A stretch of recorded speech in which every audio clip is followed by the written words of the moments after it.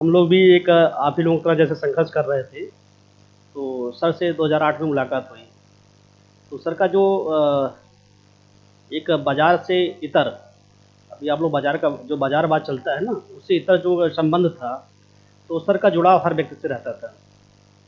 तो हम लोग जब सर से जुड़े, तो उसमें ध्येय कोचिंग थी और सर उसमें अच्छा पढ़ाते थे। पॉलिटिकल साइंस में सर का एक नाम था इलाहाबाद में, और मुझे लगता है कि इलाहाबाद में पॉलिटिकल साइंस में एकमात्र टीचर थे वीके त्रिपाठी सर। तो हम लोगों ने वीके त्रिपाठी सर से पॉलिटिकल साइंस का पूरा कोर्स किया था। फिर उसमें अलग से पॉलिटी भी पढ़ा हम लोगों ने, और जो अन्य हमारे सब्जेक्ट रहते थे उनसे उनका जो इंटरेक्शन रहता था उसको पढ़ा हम लोगों ने। सर का जो नज़रिया था पढ़ाने का, आप लोग भी उसको वाकिफ़ होंगे। जब आप ऑफलाइन क्लासेस लेते हैं या ऑनलाइन लेते हैं, तो वो शब्दों को एक दूसरे से लिंक करते हैं। तो जो शब्दों को अगर एक दूसरे से लिंक करने की जो क्षमता क्रिएट हो जाती है यदि आपको, तो जो आपकी आंसर राइटिंग होती है वो बहुत अच्छी होती है। मैं 2014 में पीसीएस के रूप में नायब तहसीलदार में आया था, और अभी वर्तमान में तहसीलदार के पद पर करीब 3 साल पहले मेरा प्रोन्नत हो गई थी, और हो सकता हो कि अगले 6 माह में डिप्टी कलेक्टर के रूप में प्रोन्नत हो जाए। तो अभी बहुत अच्छा है, और लगता था कि जीवन में कहीं न कहीं सर का एक बहुत बड़ा योगदान रहा है। इसलिए जब मैं यहाँ दिल्ली आया, तो सबसे पहले आशीर्वाद लेने मैं सर का आया, क्योंकि आपके जीवन में जो आपके में बदलाव लाता है, उस व्यक्ति को आपको कभी नहीं भूलना चाहिए। सर की जो पढ़ाने की क्षमता थी, मैं बता रहा हूँ, बहुत ज़्यादा चीज़ें आप लोग तो पढ़ते ही होंगे कि अभी पैटर्न चेंज हो गया है। मुझे लगता है 6 पेपर हो गया, पीसीएस में भी हो गया है, यूपीएससी का सब सिलेबस चेंज हो गया है। हम लोग भी थोड़ा अब उससे दूर हो गए हैं। बट ये है कि जो सर के पढ़ाने की जो चीज़, जो इंटरेक्शन था, जो शब्दों को एक दूसरे से जोड़ने की जो क्षमताएँ थी, जो बताने का तरीका था, वो कहीं न कहीं हम लोगों को आंसर राइटिंग में बहुत उपयोगी रहा। कभी-कभी आपको ऐसा होता है कि जो यूपीएससी के जो क्वेश्चन होते हैं या पीसीएस में जो अब क्वेश्चन आ रहे हैं, आपको ऐसा महसूस होता होगा कि ये तो मुझे आता नहीं है, या कभी आपने उसको पढ़ा नहीं होगा। लेकिन विदिन 10 सेकंड अगर यदि आप थोड़ा सोच लेंगे कि ये किससे संबंधित है, इससे मुझे क्या लिखना है, और जो कुछ शब्दों का जो आपने चयन किया है, कुछ शब्द ऐसे रहने चाहिए जो आपके आधार होते हैं, उन शब्दों को भी अगर आपने सही चयन कर लिया कि मुझे इन शब्दों को कोरिलेट करना है, तो उस आंसर को भी आप लिख सकते हैं जिन आंसर को आपने कभी पढ़ा तक नहीं होगा। तो कभी भी आपके आंसर राइटिंग, लिखने की क्षमता, लिखने की जो स्पीड है, ये आपको ऐसा करेगी कि कभी भी आपको कोई भी क्वेश्चन जल्दी छूटेगा नहीं। ठीक है? तो सर का ये जो गुण था पढ़ाने का, और फिर हमने देखा कि सर का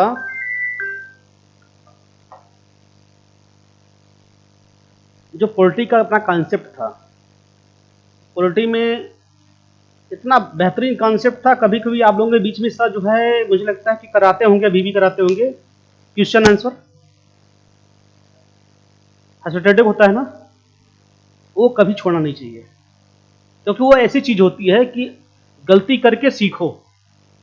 आपके सामने आप बहुत अच्छा पढ़ते हो, सब आपको लगता है कि आपने बहुत अच्छा पढ़ लिया, लेकिन होता क्या है, आपको 100 क्वेश्चन का या 85 क्वेश्चन का, मैं तो देखता था सर हम लोग लगभग डेली क्लास में एक ही पेज का हमने ये पढ़ाया है। सर का पहले फॉर्मेट तय था, उन्होंने 20 क्वेश्चन बना दिया।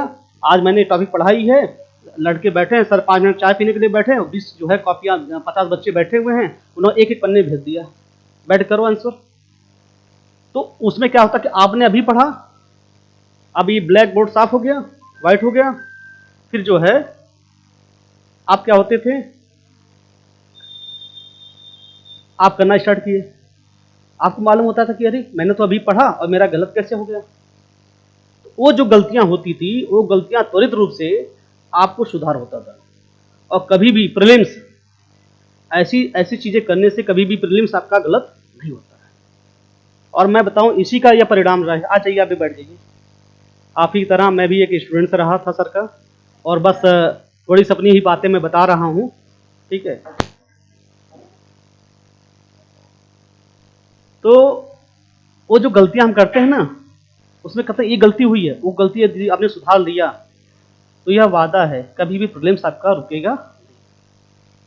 और प्रीलिम्स एक ऐसी चीज़ होती है, सबको यह महसूस होता होगा, प्रीलिम्स एक ऐसी चीज़ होती है कि जो आपका प्रीलिम्स हो गया तो आपका आत्मबल बढ़ जाता है।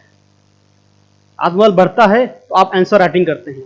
आप बहुत अच्छा आंसर राइटिंग करने वाले हों, बहुत अच्छा लिखने वाले हों, लेकिन यदि प्रीलिम्स नहीं हुआ तो आपका मोरल डाउन हुआ। मोरल डाउन हुआ तो जो प्रीलिम्स आपकी अच्छी थी, जो आपकी मेंस अच्छी थी, वो और डाउन हो जाएगी। और प्रीलिम्स आपका हुआ तो आपका मोरल हाई हुआ कि नहीं, मेरा तो प्रीलिम्स हो गया। अब आपके जो मेंस थे वो आपके और अच्छे हुए, सिलेक्शन से हो रहा है। ये जो चीज़ें होती हैं इसे हमें ध्यान देना चाहिए। और इन्हीं की वजह से मैं बताऊं कि मैंने यूनिवर्सिटी ऑफ इलाहाबाद में डीफिल मैंने एडमिशन ले लिया। मैं अपना पीएचडी का वहाँ का डीफिल का जो कोर्स होता है, मैं उसे भी इतना से मेरा फाइनल हमने सबमिट कर दिया हूँ। डीफिल अवार्ड हो जाएगा। मुझे नेट हुआ, पॉलिटिकल साइंस मैंने जेआरएफ हुआ, ह्यूमन राइट्स से मुझे जेआरएफ अवार्ड हुआ, और विमेन स्टडीज़ से मुझे जेआरएफ अवार्ड हुआ। और वो कुछ नहीं था, केवल जो तरीके थे सर के पढ़ाने के, और पढ़ाने के बाद जो ये आपका क्वेश्चन आंसर का जो दौर चल रहा था, उन्हीं का नतीजा था। तो मैंने अपनी बातें बहुत संक्षेप में आपके सामने रखी हैं, और वो चीज़ें मैं भूल नहीं पाता हूँ। हम कहीं भी रहेंगे, लेकिन जो सर का जो आशीर्वाद है वो हम भूल नहीं पाते हैं। अभी मैं 2014 बैच पीसीएस में नायब तहसीलदार पद पे नियुक्त हुआ था, और 2016 की मेरी ज्वाइनिंग थी। 2020 में मैं तहसीलदार पे प्रोन्नत हुआ। अभी तहसीलदार पे हूँ, और उम्मीद है कि अगले 6 माह में डिप्टी कलेक्टर के रूप में मेरा प्रमोशन हो जाएगा। Thank you. और जो दौर था सिलेक्शन का, उसमें जो सर का आशीर्वाद रहा, त्रिपाठी सर के पढ़ाने का जो नज़रिया रहा, जो शब्दों को जोड़ने का तरीका था, जो सिखाने का तरीका था, वही सब थोड़ी बातें शेयर हुई हैं। और मतलब कि पॉलिटिकल साइंस तो मैंने सर से सीखा। मैं एज ए ग्रेजुएशन मेरा बीएससी था, बीएससी मैथमेटिक्स थी मेरी।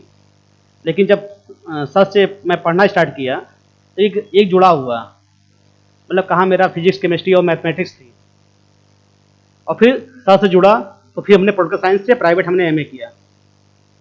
वो जुड़ाव का एक तरीका था, पढ़ाने का, सोचने समझने का तरीका था। फिर हमने एमए किया, फिर हमने यूनिवर्सिटी ऑफ इलाहाबाद से हमने डीफिल किया, और फिर मेरा नेट हुआ, फिर मेरा जो है पॉलिटिकल साइंस से जेआरएफ हुआ, ह्यूमन राइट्स से जेआरएफ हुआ, अवार्ड हुआ, वुमेन स्टडीज़ से मेरा जेआरएफ अवार्ड हुआ। तो वो जो आप कभी पढ़ते होंगे सर से, वो चीज़ सर जब पढ़ाते होंगे, चाहे कॉन्स्टिट्यूशन हो, चाहे इंटरनेशनल रिलेशन हो, चाहे पॉलिटिकल साइंस में थ्योरी हो या थिंकर पे हो, तो जो शब्द सर पढ़ाने का फिर है, जो शब्दों का चयन का सिखाते हैं, और जो सर क्लास में कभी कभी आपसे बीच में आपकी 2 घंटे क्लास हुई, 1 घंटे क्लास लिया, फिर 10 मिनट का उन्होंने ब्रेक लिया, 5 मिनट का ब्रेक कर लिया, फिर जो उन्होंने क्वेश्चन आंसर की बुकलेट जो है आपको दे दिया, 1-1 पेज की, 2-2 पेज की। तो आप जब उसमें आंसर करते हैं, तो आंसर करने से जो चीज़ें आपने आज पढ़ी हैं, उसमें जो गलतियाँ आती हैं, वो गलतियाँ आप जो है अपना आप लोग दूर करते हैं फिर। और यही गलतियाँ, जिसे आप चाहे आप कह सकते हैं कि आप टेस्ट सीरीज होती है आपकी, ये जो गलतियाँ आप दूर कर लेते हैं, तो कभी भी प्रीलिम्स आपका रुकता नहीं है। प्रीलिम्स क्लियर हुआ तो आपके मोरल अच्छे होंगे, आपको और अच्छा जो है वो जज्बा पैदा होगा कि मेरा मेंस और अच्छा हो जाए।